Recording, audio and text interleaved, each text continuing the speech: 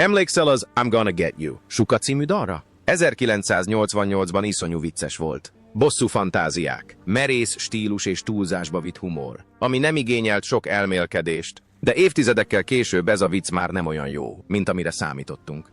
2026-ban ezek az ismerős arcok olyan életeket hordoznak, amelyeket veszteségek és néma tragédiák jellemeznek. És ha megnézzük, hol tartanak most, lehet, hogy soha többé nem látjuk ugyanúgy ezt a filmet. Kenan Ivory Wayans Jack Spade szerepében. Kenan Ivory Wayans 1958. Június 8-án született a New York állambeli Harlemben. 30 évesen Jack Spade-et, a szellemes és szatirikus akcióhőst alakította az 1988-as I'll Get You, Sucker című filmben. A karakter egyszerre volt szatirikus és lázadó. Gúnyolta a blaxploitation mozi sztereotípiáit, miközben egyidejűleg az afroamerikaiakra összpontosító történetek erejét hangsúlyozta. Wayans számára Jack Spade több volt, mint egy szerep. Ez egy szándéknyilatkozat volt. Egy szándék, amely már jóval azelőtt elkezdődött, hogy Hollywood felismerte volna.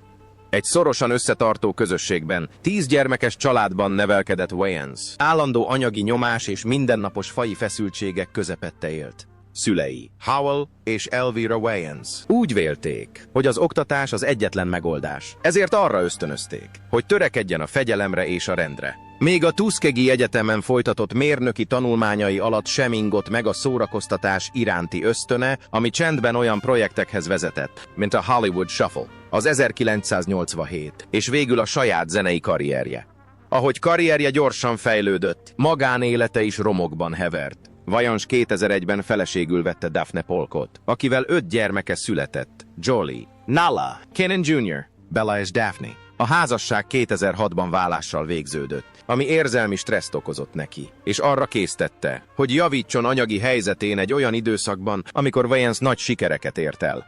Bár az In Living Color és később a Scary Movie című műsorok szélesítették befolyását, magánélete sokkal csendesebbé vált. Ez a csend az egészségügyi problémák megjelenésével csak mélyült. Az évekig tartó alkotói nyomás depressziós időszakokhoz vezetett, majd 2-es típusú cukorbetegség alakult ki nála, ami arra kényszerítette, hogy lassítson. 2017 körül csökkentette a nyilvános szereplését, inkább az egészségére vigyázott, mintsem túl gyakran szerepeljen a nyilvánosság előtt. A férfi, aki egykor újraértelmezte a rövid vígjáték műfaját, most az egészségére és az egyensúlyára összpontosít. 2026-ban Wayans 68 éves lesz.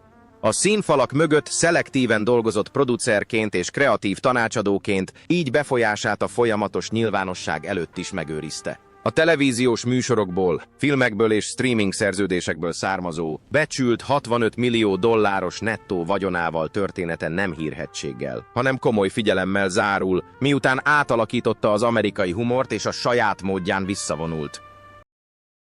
Bernie Casey John Slade szerepében. Bernie Casey 1938. Június 8-án született a nyugat-virginiai Vicóban. 49 évesen John Slade-et, a veterán akcióhőst alakította az 1988-as I'll Get You, Sucker című filmben. Jelenléte mélységet adott a filmnek. Hitelesebbé tette a szatirikus történetet, amely inkább az élettapasztalatokra, mint a túlzásokra épült. John Slade olyan volt, mint egy hosszú utazás néma visszhangja. Ez az utazás messze a forgatásoktól kezdődött. Bányász közösségekben nevelkedett szüleivel, Frank és Flossie Casey-vel. Bernie megtanulta, hogyan kell ellenállni a nehézségek és a faji korlátok közepette. A szegénység fegyelmet követelt, a sport pedig egyszerre menekülést és terhet jelentett számára. Fiatalkori fizikai kihívásait később olyan filmekben ábrázolták a képernyőn, mint a Brian Dalla 1971 és a Cleopatra Jones 1973, ahol ereje bizonyos tartózkodást akart. A siker soha nem hozott stabilitást családjába. Casey feleségül vette Paula Casey-t, de a házasság válással végződött, és nem született gyermeke. Színészi pályafutása során olyan filmekben játszott, mint a Soha ne mondd, hogy soha, a kockák bosszúja. A magánéletet helyezte előtérbe a hírnévvel szemben. A festészet és a költészet fokozatosan felváltotta a nyilvános életet, mint spirituális menedéket. Az időnek azonban megvoltak a maga szabályai. A szélütés súlyosan érintette egészségét, ami hosszú távú szövődményekhez vezetett. fizikai képességei, amelyek meghatározták őt. Elkezdtek elhalványulni. Beszűkült látóköre és lelassult élettempója. Szinte teljesen visszavonult a nyilvános élettől és csendben élt művészetével. Bernie Casey 2017. szeptember 19-én. 78 éves korában hunyt el a Los Angeles-i Cedars-Sinai orvosi központban egy szélütést követő szövődmények miatt. A sport, a színészet és a vizuális művészetek révén szerzett, becsült $2 millió vagyonával olyan örökséget hagyott maga után, amelyet nem a hírnév, hanem a jellem ereje formált. Egy olyan élet, amely a hatalomból a nyugalomba lépett anélkül, hogy valaha is elvesztette volna méltóságát. Antonio Fargas, mint légylegény. Antonio Fargas 1946. augusztus 14-én született New Yorkban. 42 évesen Fly Guide. Egy extravagáns utcai szélhámost alakította az 1988-as I'm Gonna Get You Sucker című filmben. A szerep üdvözlendő csavart jelentett a blaxploitation műfajában, színt, humort és hitelességet vitt a szatirikus filmbe. Fly Guy több volt, mint egy komikus karakter. Ő testesíti meg azt a korszakot, amelyet a film egyszerre ünnepel és pusztít el. Ez a hitelesség az élettapasztalataiból fakad. Antonio a spanyol. Harlemben nevelkedett. Manuel Fargas és Mildred Bailey 11 gyermekének egyikeként. Szegénység, faji feszültség és drogfüggőség közepette nőtt fel.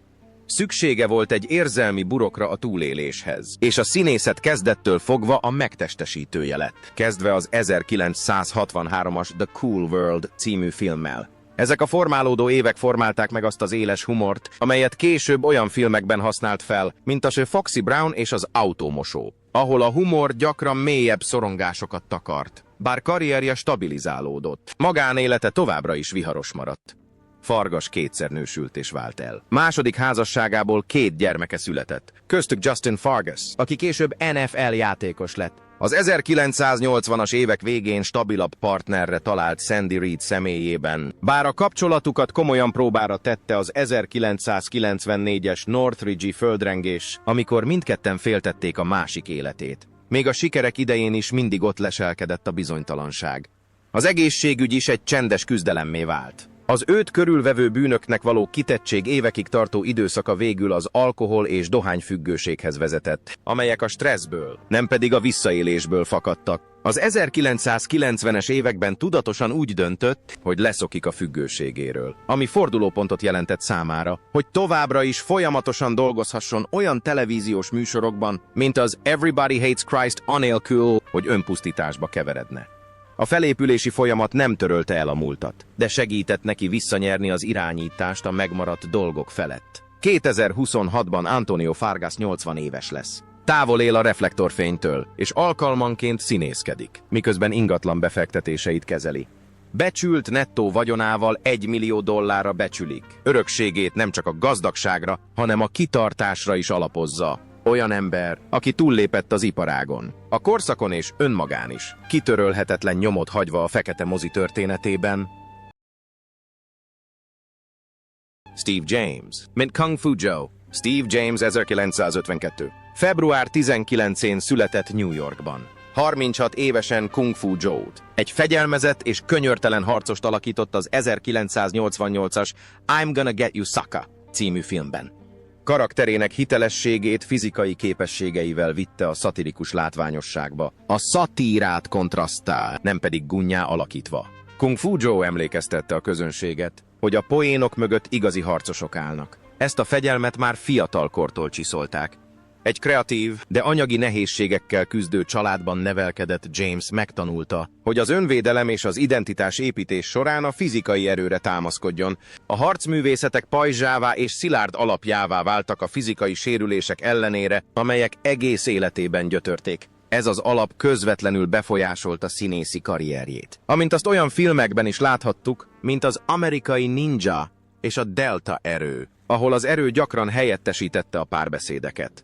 Karrierje csúcsán James stabilitásra lelt családi életében. Előző házassága után 1992-ben feleségül vette Christine Pan James-t, akivel egy lányuk született, Debbie. Most először beszélt nyilvánosan elégedettségéről, és a mellékszerepeken túlmutató jövőt képzelt el. Egy rövid békesség pillanata volt, amire évtizedek óta vágyott. Ezt a jövőt hirtelen betegség szakította félbe. Jamesnél hasnyálmirigyrákot diagnosztizáltak, egy gyorsan és könyörtelenül lefolyású betegséget. Gyengülő egészségi állapota ellenére folytatta a munkát, és halála előtt hetekkel befejezte projektjeit. A harcos, aki évekig küzdött fizikai kihívásokkal, most egy legyőzhetetlen ellenséggel találta magát szemben. Steve James 1993. december 18-án, 41 éves korában hunyt el kaliforniai Burbanki otthonában. Hamvai a családjuknál maradnak. Ez egy privát búcsú, amely méltó egyszerű életéhez becsült. $1 millió nettó vagyonával, amelyet kizárólag színészi tevékenységével szerzett, nem hírnevet, hanem tiszteletet hagy maga után. Egy igazán félelmetes harcos volt, akinek a halála korai volt. Don Lewis, akinek valódi neve Cheryl Dawn Lewis, 1961. Augusztus 13-án született Brooklynban, New York államban. 27 évesen Cherylt alakította, egy gyakorlatias és intelligens nőt, aki ellenpontként szolgált az 1988-as I'm Gonna Get You Sucker című filmben. Bár alakítása visszafogott volt, érzelmi hitelességet vitt a film eltúlzott világába. Cheryl azért sikerült, mert Lewis őszinteséget közvetített, nem utánzást. Ez az őszinteség a fegyelemből fakadt. A guyanai bevándorlók Carl és Joyce Lewis nevelték fel. Davn-faji feszültségek közepette nőtt fel, de bátorították céljai elérésére. A zene már kiskorától menedékké vált számára. 4 évesen kezdett énekelni, 11 évesen pedig fellépni. Ez az alap vezetett a Más világ című film elsöprő sikeréhez, amelyben nem csak a főszerepet játszotta, hanem a legendás főcímdal társszerzője is volt. Karrierje előre haladtával magánélete egyre instabilabbá vált. Lewis 2004-ben feleségül vette Johnny Newmant, de a kapcsolat mindössze 2 évvel később válással végződött. Gyermekei nélkül minden energiáját munkájának szentelte, folyamatosan váltogatva a televíziót, a színházat és a szinkronszínészetet. Az olyan projektek, mint a Hangin' with Mr. Cooper és az azt követő drámai szerepek a rugalmasságra, nem pedig a szenzáció hajhászásra épülő karrierről tanúskodnak. Az egészsége soha nem akadályozta a fejlődését, de a hosszú távú karrier fenntartásához innovációra volt szükség. Lewis fokozatosan áttért a szinkronra, ahol teljes mértékben kihasználta zenei érzékenységét és hangvezérlését. Az animációtól a Broadwayn át a televízióig minden titkára a sokszínűség hírnév elé helyezésével kerülte el a kiégést. 2026-ban Dawn Lewis 65 éves lesz. Továbbra is színésznőként, énekesnőként és szinkronszínészként dolgozik, legutóbb a Star Trek Lower Decks című sorozatban játszott szerepéről ismert. Becsült nettó vagyonával, amely körülbelül $4 millió, története a kitartás bizonysága. A tehetséget fegyelemmel lehet fejleszteni, a sikert pedig az önbecsülés elvesztése nélkül lehet elérni. John Vernon Mr. Big szerepében. John Vernon 1932. Február 24-én született a kanadai Saskatchewan tartománybeli Zannerben. 56 éves korában játszotta Mr. Bigot, egy nyugodt és magabiztos, befolyásos politikust az 1988-as I'll Get You Sucker című filmben. A szerep azért volt sikeres, mert Vernon mesterien használta az iróniát, finoman szatirizálva azokat a befolyásos karaktereket, akiket az évtizedek során megformált.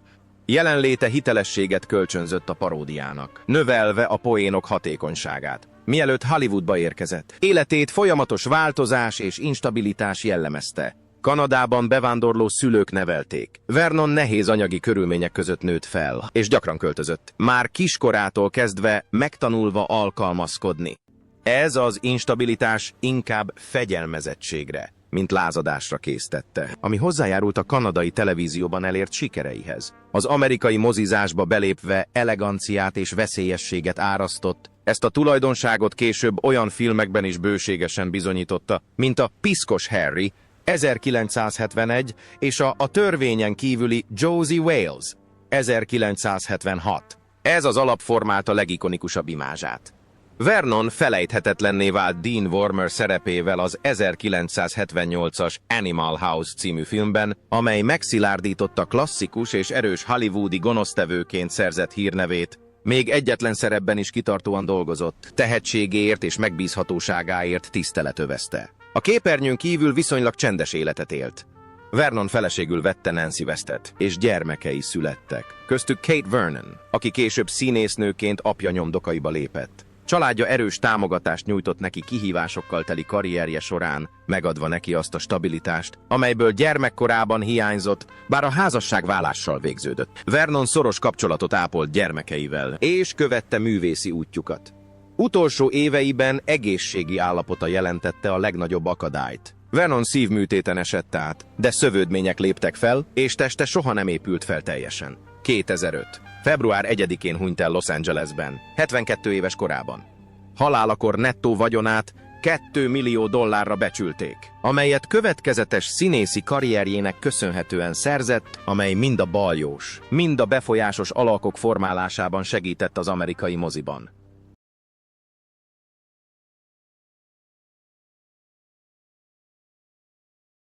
Isaac Hayes, mint Hammer. Isaac Hayes 1942. Augusztus 20-án született Covingtonban, Tennessee államban. 46 évesen játszotta Hammert, a fenyegető és hatalmas partnert az 1988-as I'll Get You, Sucker című filmben. A szerep feltűnő jelenlétére és mély hangjára épült, mélységet adva a Blaxploitation legendák paródiájának. Hammer finom utalásnak tűnt Hayes legendás státuszára a fekete populáris kultúrában. Ez a tekintély nehéz időkben kovácsolódott össze. Hayes mély szegénységben nőtt fel, miután fiatalon elvesztette szüleit, és nagyszülei nevelték fel, akik a mezőgazdaságban dolgoztak a megélhetésük érdekében. A szegénység, a faji megkülönböztetés és a fizikai munka formálta ellenálló képességét, és a zene jelentette számára a menekülést. Autodidakta zongoristaként és organistaként fokozatosan megtalálta a kiutat a kétségbeesésből. Ez a pálya pedig később olyan albumok érzelmi mélységében is visszhangra talált, mint a Hot Buttered Soul és a Black Moses. A hírnév megérkezett, de a stabilitás nem. Hayes 4-szer nősült, és 1973 és 1986 között Mignon Harley-val kötött házassága különösen viharos volt, amelyet növekvő adósságok és pénzügyi rossz gazdálkodás jellemzett. 1976-ban a nyomás a tetőfokára hágott, ami csődhöz, vagyonának elvesztéséhez és a jövőbeni jogdíjak elvesztéséhez vezetett. Még az Oscar-díjas Shaft című film főcímdalának történelmi sikere után is folyamatos nyomás alatt maradt a magánélete. Az egészségügyi problémák súlyosbították ezeket a nehézségeket. Hayes cukorbetegségben, majd később szélütésben szenvedett, ami fokozatosan gyengítette egészségét, és képtelenné tette az önálló életvitelre. Ezek a betegségek időskorban sebezhetővé tették, különösen a South Park televíziós sorozatból való vitatott távozása után. Isaac Hayes 2008. augusztus 10-én, 65 éves korában hunyt el Memphisben, Tennessee államban, miután otthon, futópadon való edzés közben összeesett, és ismétlődő szélütést kapott. A Memphisi Memorial Park temetőben temették el. Halálakor nettó vagyonát körülbelül $500 amerikai becsülték, ami éles ellentétben áll a valaha birtokolt hatalmas vagyonnal. Valódi öröksége azonban továbbra is él a soul zene történetében. Jim Brown Slammer szerepében. Jim Brown 1933. február 17-én született a georgiai Szent Simonsban. 52 évesen játszotta Slammert, a kemény és megalkuvást nem ismerő törvényen kívül itt az 1988-as I'm Gonna Get You Sucker című filmben. Rövid szereplése ellenére a szerep megszilárdította hírnevét, és erőteljes és hiteles szatírát adott a filmnek. A Slammer sikere abból fakad, hogy Brown maga a rendíthetetlen erő korszakát szimbolizálja. Ez az erő az elszigeteltségből született. Brownt elsősorban a nagymamája nevelte, miután apja elhagyta a családot, anyja pedig dolgozni ment. Szegénység és faji megkülönböztetés jellemezte korai éveit, ami arra kényszerítette, hogy sokáig önmagával foglalkozzon. Mielőtt hírnevet szerzett volna, a sport lett a menedéke, ami végül NFL legendává tette a Cleveland Browns csapatában. És a későbbi filmek, mint például a Piszkos 12 és a Three Hard, megszilárdították uralmát a képernyőn. A siker azonban soha nem járt békés magánélettel. Brown 1959-ben feleségül vette Sue Jones-t. Évtizedekig tartó konfliktusok után 1972-ben elvált tőle. Majd 1997-ben feleségül vette Monique Gunthropot, akivel haláláig együtt éltek. Kapcsolatait gyakran beárnyékolták a családon belüli erőszakkal kapcsolatos vádak és jogi problémák. Olyan viták, amelyek bonyolították nyilvános megítélését és évtizedekig kísértették. A traumatikus élet fizikai következményei végül nyilvánvalóvá váltak. Élete utolsó éveiben Brown szívbetegséggel küzdött, és egykor elpusztíthatatlan teste fokozatosan gyengült. Bár továbbra is nyilvánosan szerepelt és részt vett közösségi tevékenységekben, egészségi állapota fokozatosan romlott, tükrözve a fáradhatatlan fizikai megterhelésre épült karrier hosszú távú költségeit. Jim Brown 2023. május 18-án. 87 éves korában hunyt el Los Angeles-i otthonában, szívproblémák következtében felesége körében. Halálakor nettó vagyonát körülbelül 30 millió amerikai dollárra becsülték, amelyet amerikai futballból, színészetből és üzleti vállalkozásokból gyűjtött össze. Komplex örökséget hagyott maga után, amelyet páratlan sportolói nagyság, kulturális befolyás és megoldatlan személyes problémák jellemeztek. Jeanette Dubois Bell szerepében. Jeanette Dubois 1932. augusztus 5-én született Brooklynban, New York államban. 56 évesen ma Bellett egy erős, kemény és intelligens nőt alakított, aki mélyen szerette a családját. Az 1988-as I'm Gonna Get You Sucker című filmben. Ez a szerep érzelmi mélységet adott a film szatirikus narratívájának. Ma Bell hitelesnek tűnt, mert Dubois maga is megtapasztalta ezt az erőt. Ez a mentális ellenálló képesség korán kialakult. Dubois szegény környéken, munkásosztálybeli szülők gyermekeként faji akadályokkal és gazdasági nyomással nézett szembe. Gyorsan rájött, hogy a tehetséghez kitartásnak kell társulnia. A zene és a színészet jelentette számára a menekülést. A Broadway színpadaitól kezdve első televíziós műsoraiig, köztük a Love of Life-ig, mire elérte karrierje csúcsát. Hangján évtizedekig tartó nehézségek leküzdésének nyomai látszottak. A siker nem pusztán a szerelemből fakadt. Dubois 1950-ben feleségül vette Sajid Krishnaguptát. A házasság 1958-ban válással végződött. Dubois egyedül maradt a gyerekek nevelésével, miközben karriert épített egy olyan iparágban, ahol a fekete nők kevés védelmet élveztek. Később szoros kapcsolatot alakított ki Brock Peters-szel, de soha nem ment újra férjhez. A függetlenséget helyezte előtérbe az elkötelezettségekkel szemben, az élet élete utolsó fejezete. Dubois idősebb éveiben is aktív maradt alkotóként, de egészsége fokozatosan romlott. Szívrohamot kapott, majd hirtelen meghalt, ami éles ellentétben állt pezsgő energiájával. Még élete végén is elkötelezett maradt művészete, közösségi szolgálata és a fiatal művészek mentorálása iránt, és nem volt hajlandó egyszerűen feladni. Jeanette Dubois 2020. február 17-én. 88 éves korában hunyt el szívroham következtében a kaliforniai Glendale-ben. Temetése zárt körű szertartás keretében történt. Öröksége tovább él a televíziózás történetében, és a Moving On Up című műsor félreismerhetetlen szinkronhangjaként is ismert. Halálakor nettó vagyonát $2 millió becsülték, amelyet évtizedek alatt szerzett színésznőként, énekesnőként és szinkronszínészként. Damon Wayans Leonard szerepében. Damon Wayans 1960. szeptember 4-én született a New York állambeli Harlemben. 28 évesen játszotta Leonardot, az ideges és beszédes partnert az 1988-as I'm Gonna Get You Sucker című filmben. Annak ellenére, hogy mellékszereplő volt. Leonard feszült energiát vitt a sorozatba, hangsúlyozva Wayans karakterének komikus oldalát. Ez előhírnöke volt annak a komikus hangvételnek, amely később uralta a televíziót, egy olyan hangvételnek, amelyet nehéz időkben alakítottak ki. Egy nagy családban született és nevelkedett, 10 testvérrel. Vajans nehéz gyermekkort élt át, melyet szegénység, anyagi nehézségek, zaklatás és vele született dongaláb jellemzett, ami sok fizikai fájdalmat okozott neki. A humor lett a megküzdési mechanizmusa és az identitása. A stand-up comedy természetes volt számára, új lehetőségeket nyitva meg előtte az ismételt elutasítások ellenére.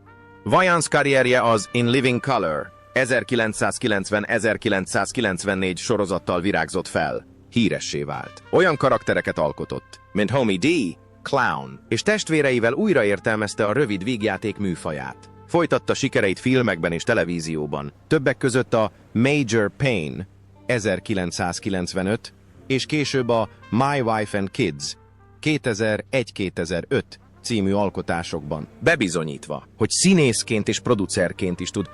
Díjakat nyert és széleskörű elismerést kapott. De a nyomás sosem enyhült igazán. Magánélete is tükrözte ezt az intenzitást. Vajans 1984-ben feleségül vette Lisa Turnert, és 4 gyermekük van, Damon Jr., Michael, Karamia és Kyla. A házasság 2000-ben válással végződött. Ez egy intenzív, érzelmi megterheléssel járó időszak volt, mivel a hírnév ütközött a családi kötelezettségekkel. Ennek ellenére továbbra is mélyen aggódott gyermekei életéért, akik közül néhányan szintén a szórakoztatóiparba lépettek. Végül egészségi állapota arra kényszerítette, hogy átgondolja a döntését. 2014-ben Wayans-nál 2-es típusú cukorbetegséget diagnosztizáltak, ami arra késztette, hogy megváltoztassa életmódját és fokozatosan csökkentse munkaterhelését. 2026-ra. 66 éves korára továbbra is aktívan részt vett a humorban és a televízióban, legutóbb fiával dolgozott együtt. Becsült 35 millió dolláros nettó vagyonával története egy teljes utazás a nehézségektől a hatásig, amelyet a rugalmasság, nem pedig az önelégültség vezérel.